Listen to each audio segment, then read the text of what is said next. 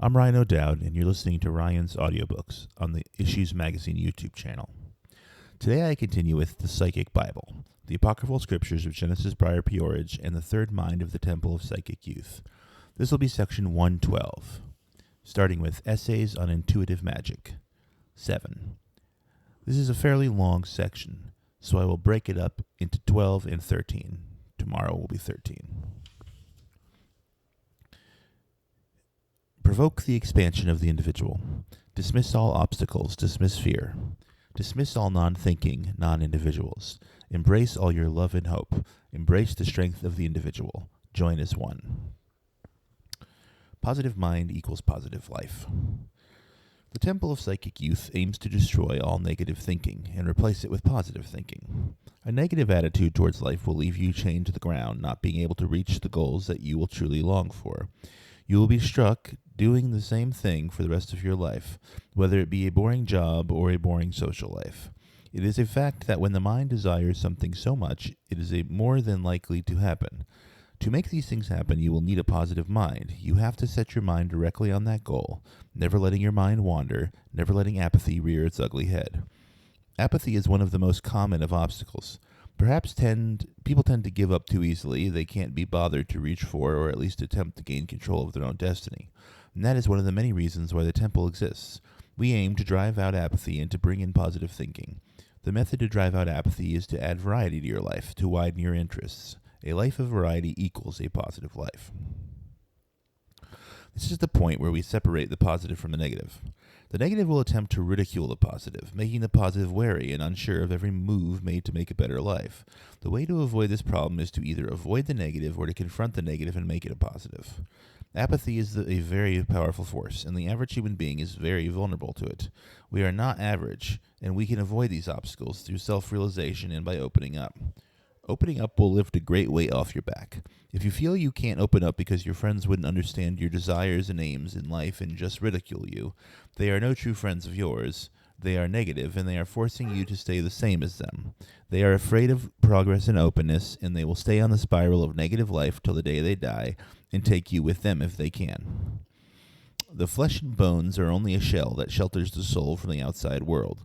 We aim to break through the negative shell and release the positive soul, making you more aware of your true hopes and desires, making you a fuller being and capable of taking a more positive attitude toward life.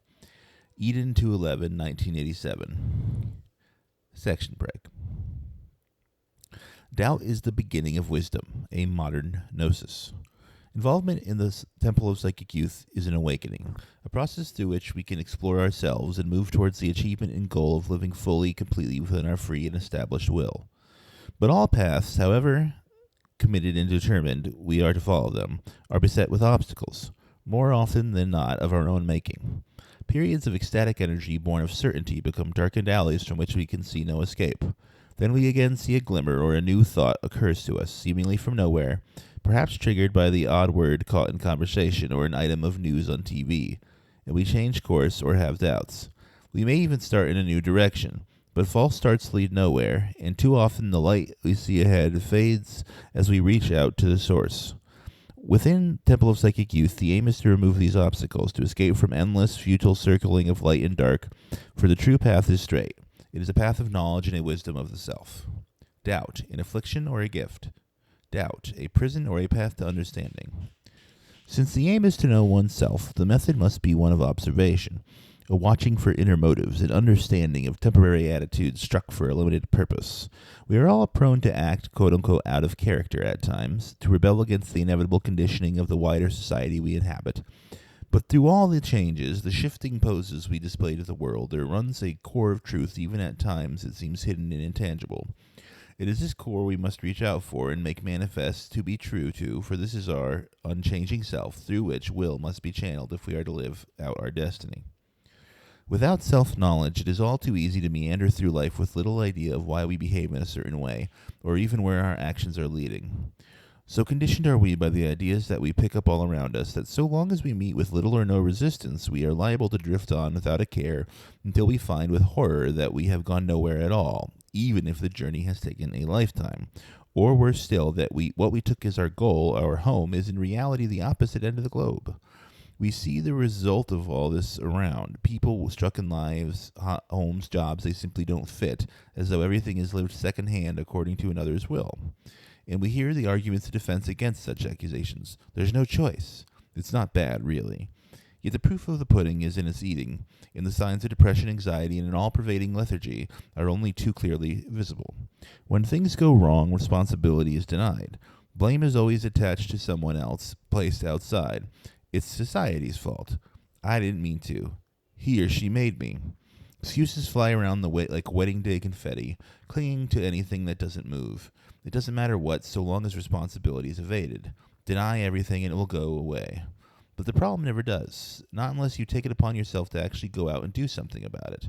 Take your life in your own hands and claw back your identity from the morass to the commonplace. Own up to your life, warts and all. It's all you've got to go on. The simplest thing can help you to do this. Small, everyday little doubts that flit in and out of consciousness like fairy messengers whispering in the night. Doubts, so easily brushed aside by the arrogance of an ego that lives such moment without a thought for the grander view. Doubts, little murmurings of unrest calling to you to look again. Nagging irritations that get in the way and spoil the fun. Who needs them? As autonomous psychic functions, doubts are a part of us, unconscious elements which bubble to the surface and dissipate with hardly a ripple. They are easy to ignore, but we ignore ourselves at our peril. For today's ripple that fades under the ego's withering gaze may be the first sign of a deep-set conflict. We may indeed think that we don't need them, but we have them, and in this lies their importance. They enable us to know the inner realm. Like a psychopomp, they are guides through the psychic jungle of our disintegrated identities. From the shadows of doubt, the moon can be brought into union with the splendor of the sun. Ego joins with the self. How to proceed. Watchfulness. The raw material for getting to the root of our doubts is constantly with us. We all fantasize, run movies of future events through our minds.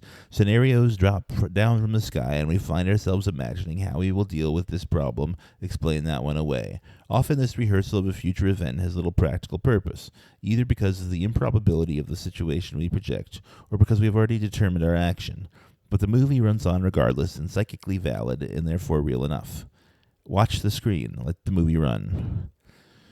Try not to intervene or consciously manipulate the inner debate. After all, we want the unconscious to have its say. So follow the argument, however absurd it may seem, and try to retain an objective stance. See the pros and cons that surface. Watch for the ego's responses and attitudes. See where their conflicts come from, their shape and emotional content. Keep all this in mind. Be the watcher that is self. When the movie has run its course, rerun it. Examine all the elements truthfully. What was the outcome? The ego probably won. It usually does, since it can exert ultimate conscious control within this context. But is the ego's position valid? What good points did the unconscious throw up? Are they valid? What part of you do they represent? Can you trust this part? You know you can't always trust the ego. Its vested interest in winning at any cost is too great. Repeat the scenes which seem important to you. Change them around, add in different words and thoughts. Does the picture change, or does the outcome remain the same? Remember as you do that this is the unconscious deals in symbols. The argument relates to inner principles. Can you relate the character's attitudes to aspects of your life? A parental figure might relate to a constrictive attitude in you. It has simply taken the form of a parent. Or a wise teacher might represent a part of what wants you to expand your horizons. You are the best judge of this. See what images fit. By expanding the film, quote-unquote, in this way, you will help to find the root of the conflict. Then once you have grasped this, you have the key to integrating the disgruntled and troublesome element of the psyche into your life. You can, of course, accept or reject the proposition brought up from within, but there are dangers in such choices unless they are carried out from a standpoint of knowledge. You should know wherein this thing is coming from. The three basic rules are: what does the protagonist represent? Which part are you? What is its attitude? Is it simply interested, supportive, antagonistic? And are you, the ego's presence in the psychic movie, positive, sidestepping, apologetic? By following through this process, you will learn much about your inner motivations and thus be able to express the different sides of your nature more freely, more actively. Doubts should not be feared. They are friendly when treated well, for they are a part of you and want to join in. They may be asking for no more than a little space for a neglected side of you, and if you allow them this, you will find that they can bring you closer to the goal of achieving a unified and cooperative psychic totality. Doubts are a route to the unconscious. Do not reject them. Reach through and bring them into the light of day. Enjoy the freedom of inner growth born of your acceptance of their view, their dreams, which are yours. Incorporate them in a wider version of your existence. Live in the knowledge and wisdom of the self. Through gnosis is the self realized. Eden, December 1987. And there's a section break. Sexual magic. Man has not always realized that sexual experience can bring more than simple physical pleasure. He is not aware that in some mysterious, quote-unquote, magical way, it could intensify the consciousness, expand his awareness, and heighten the body beyond its physical form. Sex, because of its link with procreation, places the individual in the position of being godlike, a creator of life. Even looking back in Greek history, gods and their worshippers are often portrayed in states of sexual excitement. Sexual magic can be based upon a number of principles. 1. Man possesses hidden powers, often identified with the unconscious mind, that give him a greater perception and increase physical, emotional, and mental powers. 2. These powers lie buried beneath some barrier which normal states may not be able to reach and penetrate, but which can be overcome by a variety of techniques, drugs, alcohol, etc. 3. Sexual stimulation can penetrate these barriers, leading up to the point of the orgasm, the breakthrough of energy or power. 4. This energy can be stored and contained, for example, magical containers into which the sexual fluids have been poured, where these objects have been consecrated or charged at the moment of orgasm. These will remain potent batteries of power. Masturbation techniques are used to heighten the consciousness and focus, and to stimulate magical power. The release of energy is the orgasm. True desires and aims can be reached to a period of concentration, during which the individual will be aroused to a fever pitch of energy and arousal. Focus the conscious mind and the whole of the imagination onto the desired fantasy throughout the ritual. To gain physical health, the body should be seen as healthy, vibrant, and energetic. This image must be carefully and accurately formed and held throughout the period of stimulation. During the period of release and relaxation, the image should still be held in the mind to firm in the image in the body. Andy Bracken. Section break. Sleep. Falling asleep is the most extreme form of letting go, when consciousness literally ceases to be. Most of the time, it seems as though you were simply switched off, and you can never know how, since when you reawaken is but a dim memory. However, there are times when the process of falling asleep can be directly perceived, when, barely realizing it, you slip into a semi-conscious trance-like state. The state in which you are directly aware that you are becoming unconscious and aware of any dream images which may appear in the mind. This state is equivalent to the trance a raised magician can induce at will. It is an altered state of consciousness, awareness, where we all experience on occasion. I have already discussed the point at which you enter this trance. In my own experience, I find the approach to this point difficult. I'm unwilling or unable to let go. I couldn't deliberately induce a trance. A number of times when I've realized that I'm falling asleep and tried to relax, I've stopped myself by thinking about it, and then have been unable to sleep. I do get insomnia. Reaching the point seems like a bridge which can only be crossed by not trying. Yet I treasure the times when I do still to my mind and cross that point while still aware, and experience similar to orgasm, and enter that trance-like state. It is a time when awareness not only mingles with other forms of thought, but it is itself changed. This, it seems reasonable to compare to watching an old black and white movie that's never actually been made with your eyes closed. During the writing of this piece, I've increasingly found myself approaching this twilight world, and I've also found it more difficult to cross that point. I think this is mainly because I'm analyzing the experience and trying to describe it at the same time. On the basis of my own experience, there exists a point, a precise instant in time, when consciousness realizes it's losing control, the point at which the loss of control becomes inevitable, when ejaculation will come whenever it happens. You can consciously try to delay it, guide it towards the desired effect, but you can't stop it. It's out of conscious control. In terms of sleep, the same point exists, although it's not always evident, as complete loss of consciousness follows.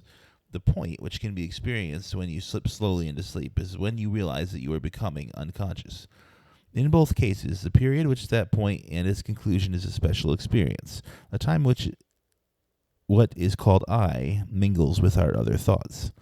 The period between the point, as I've termed it, and the climax could be called a process of synthesis when, for a brief period, mind and body meet.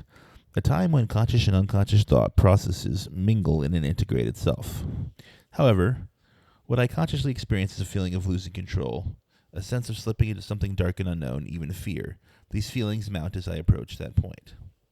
Once the point is reached, however, I can usually accept it with ease, becoming almost detached from the process, observing from the sidelines new images and feelings, appreciating as if from nowhere. Even in such shallow drifting states as have occurred, it has become obvious that the dream product can be directed towards purpose. One technique we were taught by Cheyenne/Patchy mentor to consciously move into the borderline awake sleep dream zone is to lie on your back with your head on a pillow. With your arms in a surrender position, i.e. palms facing up, but tips of fingers level with the top of your head, hook the hands under the pillows so they are trapped by your weight. We have found conscious entrance into lucid dreaming states has increased dramatically. Genesis P-Orridge. And there's a section break. Sex, the sigil. I've been talking about letting go, allowing inner energies to flow out through your whole self. We can compare this with the Kabbalistic concept of crossing the abyss. The adept must realize his or herself and die in the womb of the abyss to be reborn on the other side.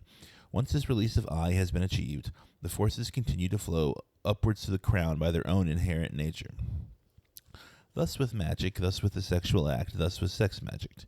During sex, you go through a process of release. Initially, you are very conscious of your actions, perhaps a heightened, more focused awareness. Remember, the rational mind is not an isolated, differentiated being, but an integral part of yourself. As the flood of sensation increases, it feels like an engulfing tide. The eye circuit experiences thoughts and forms rising up around it from an unfamiliar source. Now I may begin to feel threatened and begin to resist. Unexpected fears may arise. A desire to prolong the pleasure by holding back at this stage may be a self-deception formed from such fears. This doesn't matter because the flood of sensation drowns such thoughts and sweeps you forward in its tide. As excitement mounts, the point is reached when I can no longer control the process, and orgasm becomes inevitable. Then the sense of separate identity ceases and becomes irrelevant. It is at this time that inner energies start to flow and can be directed and focused upon and release in orgasm. The purpose of the sigil is to focus the mind upon the object of you desire, by continuous concentration before the point, fixing the ideas of thought formed during the climax of the operation.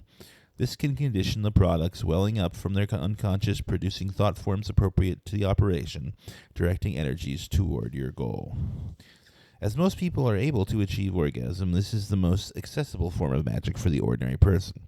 Although the effect will be greatly improved by mental training, the performing of such acts as a sigil will in themselves increase your mental discipline. This sexual magic is the most useful tool in the development of an integrated magical self. Thus completes our reading for the day. Section 112, the first half of Part 7, Essays on Intuitive Magic. Tomorrow in Section 113, I will finish Section 113, Part 7, Essays on Intuitive Magic. This has been the Psychic Bible.